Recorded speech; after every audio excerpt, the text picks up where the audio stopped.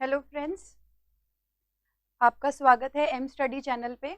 आज मैं आपके लिए बहुत ही नया और अच्छा टॉपिक लेके आई हूँ जो कि है आपका 1971 की वॉर का। मैंने इसको नया इसलिए बोला क्योंकि आपको इसके बारे में पता होगा, लेकिन आपको जो फैक्ट्स आज मैं बताऊंगी वो शायद ही आपने कहीं पढ़े होंगे। चलिए स्टार्ट कर दे अपन 1970 वॉर। 1971 की जो वॉर थी वो आपकी तीनों, मतलब उसमें अपनी भारत की तीनों सेनाएं यूज हुई थी। जल सेना, वायु सेना और थल सेना, तीनों सेनाओं ने उसमें पार्टिसिपेट किया था। ठीक है। हालांकि भारत का उस टाइम ऐसा कोई इरादा नहीं था कि वो पाकिस्तान के साथ में युद्ध करे, लेकिन पाकिस्तान की कुछ गलतियों की वजह से भारत को इस युद्ध में आना पड़ा। अब देखिए, अपन देखते हैं कि आखिर इस युद्ध के कारण क्या थे। सबसे पहले आपको मैं बताती हूँ, चलिए अपन स्टार्ट करते हैं। मैं आपको मैप से समझाऊंगी तो आपको अच्छे से समझ आएगा। देखिए, ये हमारा भारत देश है। अभी क्या हुआ था, आजादी के बाद में भारत देश जो है उसका विभाजन हो गया था, बन गया था एक पाकिस्तान। तो एक यहाँ पश्चिमी पाकिस्तान बना था और यहाँ जो अभी की बांग्लादेश है वो पहले कहलाता था आपका पूर्वी पाकिस्तान। तो ये आपका पश्चिमी पाकिस्तान था और ये आपका था पूर्वी पाकिस्तान। अब देखिए हुआ क्या कि ये जो पश्चिमी पाकिस्तान के लोग थे ये पूर्वी पाकिस्तान के लोगों को बड़ी हीन भावना से देखा करते थे। मतलब वो क्या किया करते थे कि वो इन लोगों को बहुत ज्यादा डिमोटिवेट किया करते थे। इन लोगों को कहते थे तुम किसी काम के नहीं हो, छोटे हो, काले हो, बोने हो। साथ ही में इनके साथ में भेदभाव भी किया जाता था। तो इससे यहाँ बांग्लादेश के जो लोग हैं, जो कि अभी बांग्लादेश है, पहले पूर्वी पाकिस्तान था, तो मैं यहाँ पे ये पूर्वी पाकिस्तान शब्द का प्रयोग करूंगी। ठीक है। तो ये जो पूर्वी पाकिस्तान के लोग थे ये पश्चिमी पाकिस्तान वालों से बहुत ज्यादा दुखी रहते थे। ठीक है। तो इनके अंदर ये था कि ये एक अपना अलग देश बनाना चाहते हैं। लेकिन हुआ क्या, आपका देखिए 1970 के अंदर यहाँ पे आपके शेख मुजिब उर रहमान जो है वो चुनाव जीत गए। ठीक है। और प्रधानमंत्री पद के लिए भाई हो गए। लेकिन ये जो पाकिस्तान की आर्मी है ये उन्हें शपथ नहीं दिला रही थी। क्यों नहीं दिला रही थी शपथ? क्योंकि इनको पता था कि भाई अगर ये बन गया आपका प्रधानमंत्री तो ये तो क्या है, बांग्लादेश लोगों को, जो आपका पूर्वी पाकिस्तान है उसको सुधार देगा। ठीक है। तो जो आपकी पश्चिमी पाकिस्तान की जो आर्मी थी, मतलब ये जो पाकिस्तान की उस टाइम आर्मी हुआ करती थी, वो इन्हें शपथ नहीं दिला रही थी। अब क्या हुआ कि इससे शेख मुजिबुर रहमान ने नाराज होके 7 मार्च 1971 में एक भाषण दिया। ठीक है। देखिए मैं आपको बताती हूँ कौन है। ये हैं आपके शेख मुजिब उर रहमान, जो कि बांग्लादेश के पहले प्रधानमंत्री बने और अभी जो है इनकी बेटी शेख हसीना जो है बांग्लादेश की कमान संभाले हुए है। तो ये जो थे इन्होंने 7 मार्च 1971 में भाषण दिया और उस भाषण में इन्होंने ये ऐलान कर दिया कि हम बांग्लादेश अलग बनाएंगे। ठीक है। यानी यहां बंगाली बोली जाती थी, हम पाकिस्तान के साथ नहीं रहेंगे। उनके इस भाषण पे पाकिस्तान की आर्मी ने 25 मार्च 1971 को इनको गिरफ्तार कर लिया और पश्चिमी पाकिस्तान में बंद कर दिया। इनको गिरफ्तार करने के बाद में यहाँ पे पूर्वी पाकिस्तान में एक मुक्ति वाहिनी नाम का गुट तैयार हो गया जिसने कि इनके विरोध में प्रदर्शन किया। अब क्या है, पाकिस्तान ने इस विरोध को दबाना चाहा तो पश्चिमी पाकिस्तान ने अपनी आर्मी उतार दी। कहां पे? पूर्वी पाकिस्तान में उतार दी। और वहां पे उन्होंने इतना अमानवीय व्यवहार किया इन पूर्वी पाकिस्तान वाले लोगों के साथ में। मैं आपको कुछ पिक्चर्स दिखाती हूँ और अगर मैं ओरिजिनल पिक्चर्स दिखा दूंगी तो आपके रोंगटे खड़े हो जाएंगे। देखिए, ये बांग्लादेश की हालत कर दी थी उन्होंने, लोगों को बेघर कर दिया। उन्होंने 30 लाख से ज्यादा लोगों को कटवा दिया, साथ ही में 4 लाख औरतों का उन्होंने बलात्कार कर दिया। इतनी बुरी हालत पाकिस्तान की आर्मी ने यहाँ पे बांग्लादेश की कर दी थी। ठीक है। अब क्या हुआ, जब ये इतनी बुरी हालत, देखिए को दिखाती हूँ, ये देखिए कि पाकिस्तानी सैनिक है, ये बांग्लादेश के लोग कैसे मार रहा है। ठीक है। ये देखिए रिक्शे पे लाशें पड़ी हैं। अब क्या हुआ आपका कि अब क्या हुआ, बांग्लादेश से, अब बांग्लादेश के पास भारत पड़ता है तो बांग्लादेश यानी ये जो पूर्वी पाकिस्तान था, यहां से लोग भाग के कहां आ गए, भारत आ गए। इंदिरा गांधी के पास में कम से कम 10 लाख लोग आ गए। इंदिरा गांधी को जब इसका पता चला तो इंदिरा गांधी ने मानिक शाह जी को फोन किया और उसने कहा कि आप लड़ाई लड़िए, हम आपके साथ में हैं। मानिक शाह ने कहा मैडम मैं नहीं लड़ सकता लड़ाई। तो इंदिरा गांधी ने बोला भैया आप क्यों नहीं लड़ सकते लड़ाई? बोले मैडम अप्रैल का महीना चल रहा है और अप्रैल के महीने में पूर्व की हालत ये रहती है कि वहां बहुत ज्यादा बारिश और बाढ़ के हालात आते हैं। इसमें उन्होंने एक एग्जाम्पल भी दिया था कि भाई सिकंदर अपनी सेना को, हाथी लेके अपनी सेना आया था, फिर भी वो वहां पे फंस गया। तो हम अप्रैल के महीने में नहीं लड़ सकते क्योंकि हम अप्रैल के महीने में लड़ेंगे तो पाकिस्तान ऊपर है, चाइना ऊपर है, हम तो किसी भी तरीके से जीत नहीं सकते। तो आप ऐसा कीजिए, हम तो भाई इंदिरा गांधी ने पूछा कि भाई आप कब तक नहीं लड़ सकते हो? बोले हम नवंबर तक नहीं लड़ सकते हैं। आप बस हमारे लिए इतना कर दीजिए कि नवंबर तक जो हमारी मुक्ति वाहिनी दल है उसको ट्रेनिंग प्रोवाइड करा दीजिए। अब इंदिरा गांधी ने क्या है, बांग्लादेश का उस टाइम पूरा पूरा साथ दिया। अब ये बात पता चल गई पाकिस्तान को।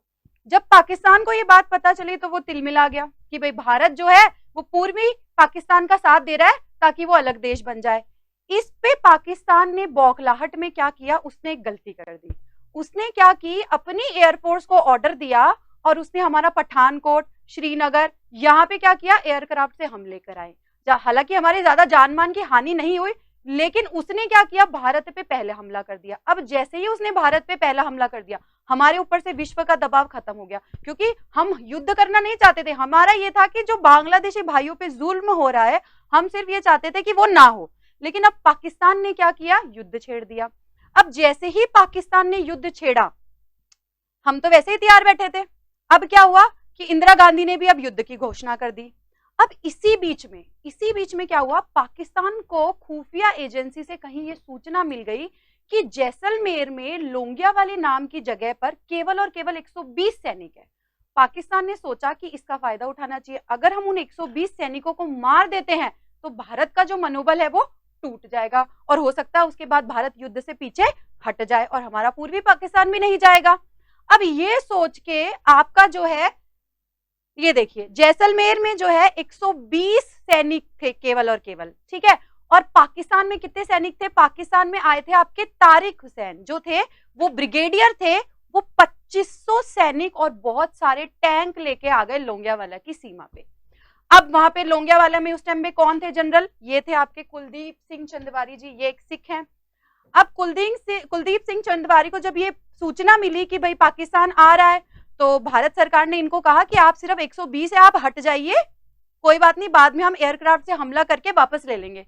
तो कुलदीप सिंह चंदवारी जी ने कहा कि हटना तो हमारे खून में है ही नहीं, हम सिख हैं। अब इन्होंने बोला हम तो लड़ेंगे। अब ये कुलदीप सिंह चंदवारी सोचने लगे 120 सैनिकों के साथ में मैं 2500 सैनिकों को कैसे हराऊं। तो देखिए इन्होंने एक रणनीति बनाई। इन्होंने क्या किया कि इनके पास ना 3 माइंस थी। मैं बताती हूँ माइंस क्या होती है। ये देखिए, ये आपकी माइंस होती है, इस तरीके की इनके पास 3 माइंस थी और इस तरीके की जीपे थे जिन पे ऐसे तोप लगी हुई थी टैंक को खत्म करने के लिए। लेकिन 2500 सैनिकों के लिए तो ये काफी नहीं थी। तो आपके कुलदीप सिंह जी ने क्या किया, उन्होंने क्या किया कि जैसे कि आपका जो लोंगियावाला में जो रेगिस्तान वाला भाग था, वहां पे ना ये जो 3 माइन है जो सबसे आगे लगा दी, जो ओरिजिनल वाली थी। और क्या किया इन्होंने, जो टिफिन के डब्बे होते हैं ना उसके पीछे लाइन से टिफिन के डब्बे लगा दिए, ठीक है। ये इन्होंने वहां पे रणनीति बना ली। अब क्या हुआ, पाकिस्तान ने वहां किया रात को हमला। क्यों किया रात को हमला, क्योंकि भाई दिन में तो हमारे पास में हंटर जहाज थे। उस टाइम पे हंटर जहाज हुआ करते थे जो सिर्फ दिन में काम करते हैं। मैं आपको दिखाती हूँ, ये हंटर जहाज थे जो सिर्फ और सिर्फ पहले दिन में करते थे। इतनी टेक्नोलॉजी डेवलप नहीं थी। अभी तो रात में भी हमारा एयरक्राफ्ट हमला कर सकता है, सर्जिकल स्ट्राइक में हुआ ही है। तो ये सिर्फ और सिर्फ किस में कर सकते थे, आपके दिन में हमला कर सकते थे। इसलिए पाकिस्तान ने रात का टाइम चुना कि रात के टाइम पे इंडिया का एयरफोर्स भी कुछ नहीं कर पाएगा। अब उन्होंने क्या किया, रात में हमला कर दिया। अब वो आए तो हमारे कुलदीप सिंह जी ने माइंस बिछा रखी थी। पहला टैंकर आया, जैसे ही माइंस पे चढ़ा उड़ गया।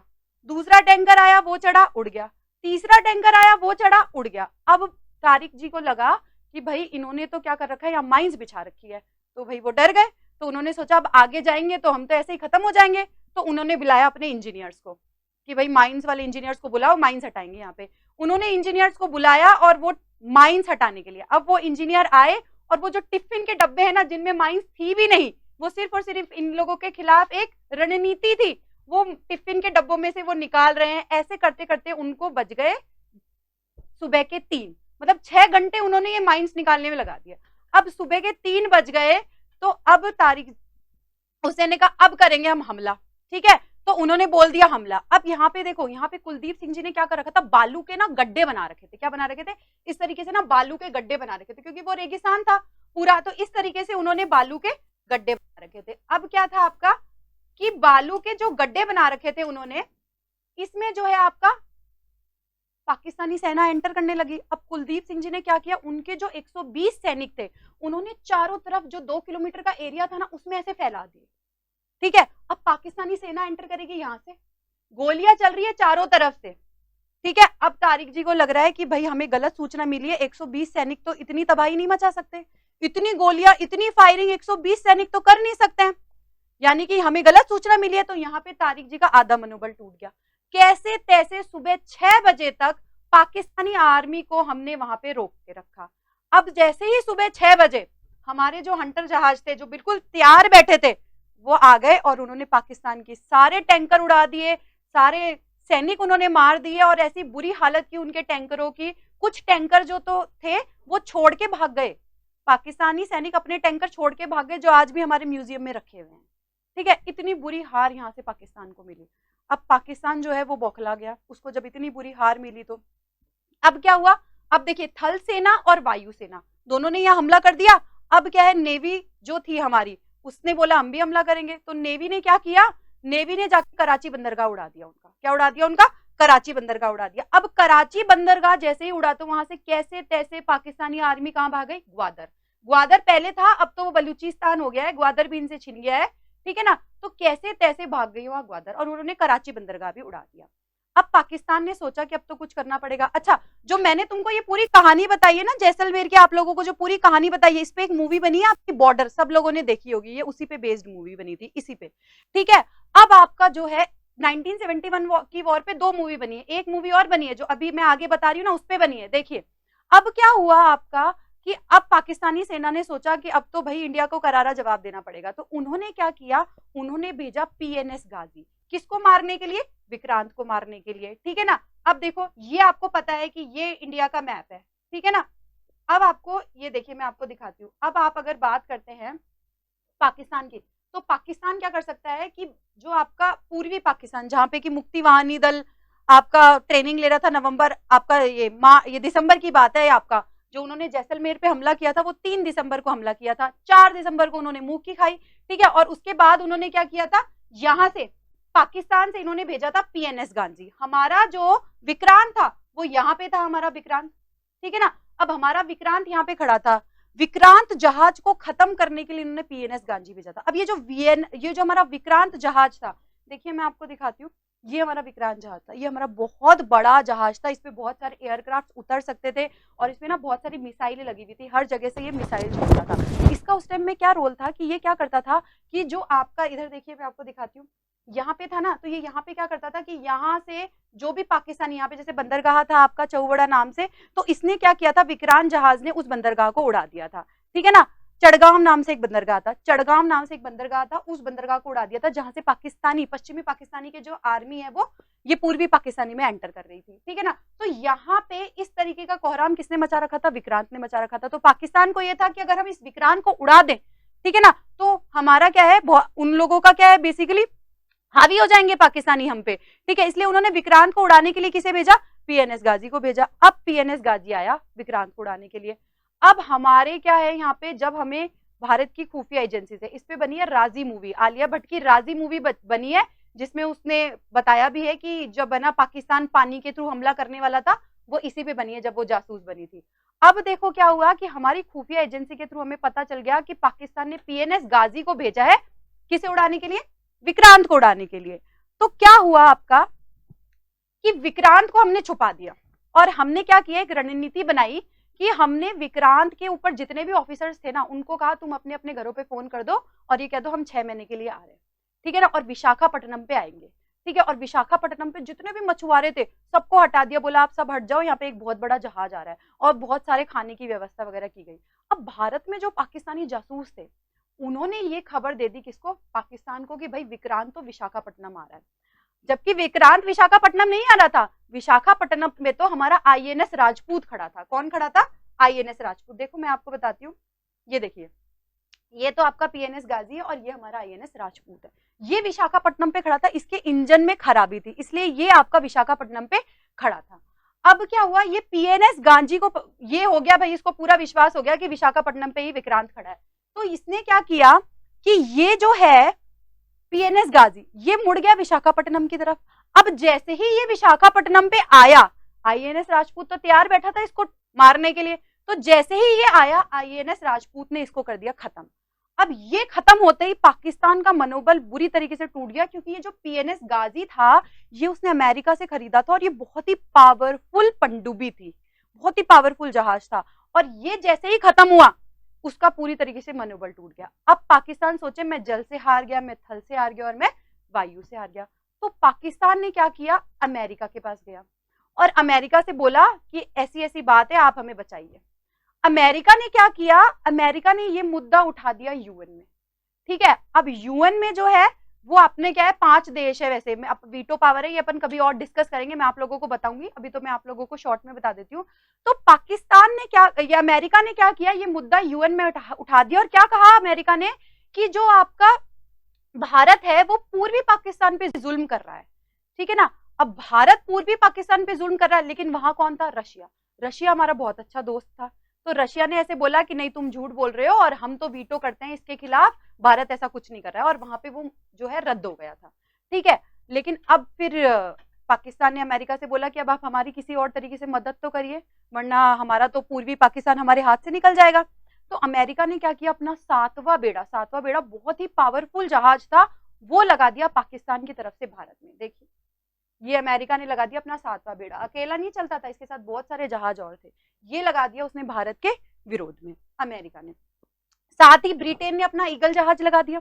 ठीक है, ये दोनों हो गए आपके किसके विरोध में, पाकिस्तान, भारत के विरोध में, पाकिस्तान की तरफ से। अब इंदिरा गांधी ने सोचा कि मैं तो बांग्लादेशी भाइयों की मदद करना चाहती थी और ये क्या हो गया। अब इंदिरा गांधी ने क्या किया, फिर रशिया से मदद मांगी। अब इंदिरा गांधी ने जब रशिया के प्रधानमंत्री को उस टाइम पे फोन किया तो वो बिल्कुल 1 मिनट में तैयार हो गए और उन्होंने अपना 40वां बेड़ा भेज दिया और एक भेज दी परमाणु पनडुब्बी। ये देखिए, ये उनका 40वां बेड़ा है, इसके साथ बहुत सारे और जहाज भी हुआ करते थे और भेजी उन्होंने अपनी परमाणु पनडुब्बी। ठीक है, अब क्या हुआ आपका, ये आ गए सारे। अब देखिए मैं आपको बताती हूँ इसकी सिचुएशन क्या हुई। ये आपका मैप था, ठीक है, तो यहाँ आपके सारे आके इकट्ठे हो गए। यहाँ पे अमेरिका से आ गया आपका, ठीक है, 7वां बेड़ा, ब्रिटेन का ईगल आ गया, भारत का अपने पास में क्या है, भारत ने अपना लगा दिया क्या, 40वां, रूस की तरफ से 40वां बेड़ा आ गया, परमाणु पनडुब्बी आ गई और भारत ने अपना विक्रांत भी ला दिया यहाँ पे। साथ ही रूस ने क्या किया, रूस ने अपनी एयरफोर्स को भी कह दिया कि भाई तुम तैयार रहना। अब क्या है, इतनी सारी चीजें खिलाफ हो गई, तो ये जो ईगल था ना ब्रिटेन का, उसने बोला अमेरिका को वी आर टू लेट, कि हम बहुत लेट हो चुके हैं, हमें हमला नहीं करना चाहिए वरना हम नहीं बचेंगे। ठीक है, तो क्या हुआ कि ये ब्रिटेन और अमेरिका चले गए वापस। तो यहाँ पे आपका जो ये युद्ध है, ये अमेरिका और ब्रिटेन और रूस हो गए इससे बाहर। ठीक है, लेकिन अब क्या है कि अमेरिका और ब्रिटेन को अपमान महसूस हुआ, तो वो क्या है, उनके अब मतलब ये है कि उनको ये था कि अब ये भारत नहीं बचना चाहिए, उनका भी ये था थोड़ा सा, क्योंकि ऑफ कोर्स इस तरीके से होगा तो लगेगा ही। अब क्या हुआ कि भारत को ये पता था कि भाई अमेरिका और ब्रिटेन को अपमानित महसूस होगा, तो अब हमको ये मुद्दा जल्द से जल्द खत्म करना पड़ेगा। तो हमारे एक हुए थे निर्मल सिंह अरोरा। निर्मल सिंह अरोरा ने क्या किया, देखो निर्मल सिंह अरोरा ने क्या किया कि निर्मल सिंह अरोरा ने क्या किया, उन्होंने सोचा कि हमें पाकिस्तान पे मनोवैज्ञानिक दबाव बनाना पड़ेगा, मतलब हमें इन्हें साइकोलॉजिकल प्रेशर देना पड़ेगा। तो वो मनोवैज्ञानिक दबाव बनाने के लिए उन्होंने क्या किया, उन्होंने ना जो आपका ये पूर्वी पाकिस्तान था ना, इसमें ढाका पर एयर ड्रॉप करा दिया, है ना, एयर ड्रॉप करा दिया। अब उन्होंने क्या किया था, एयर ड्रॉप में उन्होंने सैनिक नहीं भेजे थे, उन्होंने भेजे थे सैनिक के पुतले, सैनिक की भेष में क्या भेजे थे, पुतले। और उस टाइम मीडिया ने, स्पेशली बीबीसी ने ये खबर ऐसे आग के तरह फैला दी कि भाई भारत ने 5000 सैनिक जो है वो पूर्वी पाकिस्तान पे उतार दिए। ठीक है, इससे क्या है, पाकिस्तान ने सोचा कि भाई भारत की आर्मी वहां पे आ गई, अब तो क्या बचेगा पाकिस्तानियों का, कुछ नहीं बचेगा। ठीक है, अब इस तरीके से क्या है, उसका पाकिस्तान का जो मनोवैज्ञानिक दबाव पड़ा। ठीक है, साथ ही में निर्मल सिंह अरोरा ने साथ ही में क्या किया, उन्होंने जो वहां के गवर्नर थे, ठीक है ना, उनके घर पे बम गिरा दिया। एएच मलिक उस टाइम वहां के गवर्नर थे, उनके घर पे बम गिरा दिया। ठीक है, अब एएच मलिक उस टाइम घर पे नहीं थे तो वो तो बच गए, लेकिन एएच मलिक इससे इतना डर गए कि उन्होंने त्याग पत्र दे दिया, इस्तीफा दे दिया। पाकिस्तान, ये यहाँ के गवर्नर थे, पूर्वी पाकिस्तान के गवर्नर थे, तो वहां ने उन्होंने क्या दे दिया, इस्तीफा दे दिया। और फिर निर्मल सिंह अरोरा ने नियाजी साहब को फोन मिलाया, पाकिस्तान के जनरल सेक्रेटरी नियाजी साहब को फोन मिलाया और कहा कि देखो ऐसा है कि या तो आप आत्मसमर्पण कर दीजिए, आपको हम आधे घंटे का टाइम देते हैं, और अगर आप आत्मसमर्पण नहीं करते हैं तो जो हम अभी हमले कर रहे हैं ना, उनको हम दुगना कर देंगे। ठीक है, तो इसी के साथ में जो नियाजी साहब है, उन्होंने क्या कर दिया, वहां पे आत्मसमर्पण कर दिया। देखिए यहाँ पे आपका गिनीज बुक ऑफ वर्ल्ड में नाम भी आया है, गिनीज वर्ल्ड ऑफ बुक में आप लोगों के नाम आया है यहाँ पे, मतलब पाकिस्तान की आर्मी का नाम आया है, क्योंकि 93,000 सैनिकों ने एक साथ आत्मसमर्पण किया। 93,000 सैनिकों ने एक साथ आत्मसमर्पण किया। मैं आपको दिखाती हूँ, उसकी फोटो है मेरे पास में, ये देखिए, ये यहाँ पे 93,000 सैनिकों ने एक साथ आत्मसमर्पण किया है और उसके बाद में आपका बांग्लादेश जो है वो एक अलग स्वतंत्र देश बना। और इंदिरा गांधी ने ये अनाउंस किया कि जो ढाका है वो बांग्लादेश की स्वतंत्र राजधानी होगी। आज आप देखें तो बांग्लादेश जो है वो ये पाकिस्तान से बहुत आगे निकल चुका है। बांग्लादेश की ढाका की मलमल, इसका पाम ऑयल, इसका जूट पूरे विश्व में प्रसिद्ध है। तो आज बांग्लादेश बहुत आगे निकल चुका है। तो इंडिया हमेशा ही अपने पड़ोसियों का ध्यान रखता है। अभी नेपाल के साथ हमारे कुछ मुद्दे चल रहे हैं, लेकिन कुछ टाइम में वो भी सही हो जाएंगे, ऐसा नहीं है।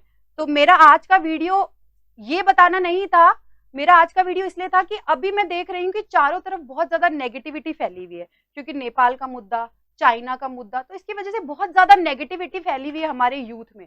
तो मैं सिर्फ आप लोगों को ये बताना चाहती हूँ, आप 1971 में देखिए ना, हम आजादी तो हुए थे, हमें आजाद हुए ज्यादा टाइम नहीं हुआ था, लेकिन फिर भी हमारे यहाँ के जो आर्मी थे, जो जल सेना, वायु सेना, थल सेना, उनकी बदौलत हमने यहाँ कितनी बड़ी जीत हासिल की है। तो ऐसा नहीं है, हमारी आर्मी बहुत स्ट्रांग है। तो प्लीज आप उस पर भरोसा रखिए और ऐसी नेगेटिविटी ना तो फैलाइए और ना ही अपने मन में नेगेटिविटी लाइए, आप पॉजिटिव रहिए।